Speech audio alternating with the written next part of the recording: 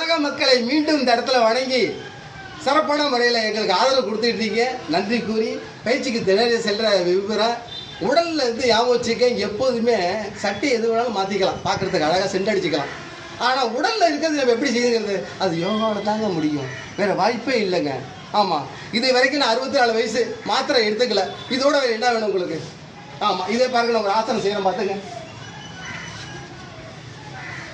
இது 64 செய்கிறதா தெரிஞ்சுக்கிட்டு எதுக்கு சொல்ல வர்றேன்? முடியும், ஆனால் உடனே முடியாதுங்க. இதை செய்யணும் 6 மாதம் 1 வருஷம் டைம் எடுத்துக்கணும். இப்போ நம்மளுடைய யோகாவுடைய தலைவர் ரவி அவர்கள் இப்போ ஆயத்த பயிற்சி யோகாவுக்கு மிக மிக அவசியங்க. அதை சரியான முறையில் எடுத்துட்டா ஆசனங்கள் ஈஸி. ஆமாம், செய்ய போகிறார் பார்த்துங்க. முதல்ல ஆயத்தத்தை எடுத்துங்க.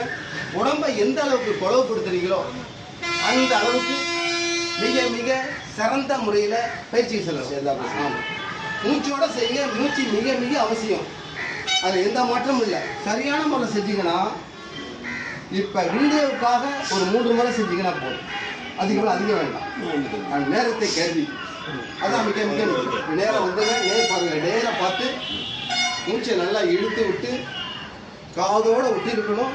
கால் ரொம்ப அகலப்படுத்தக்கூடாது, உடம்புல இடைக்கி இருக்கணும். இந்த பயிற்சியோட மகிமை என்ன தெரியுமா? எனக்கு தொந்தி இருக்குங்க அப்படின்னு சொல்லி தானாகவே குறைஞ்சிருக்குங்க.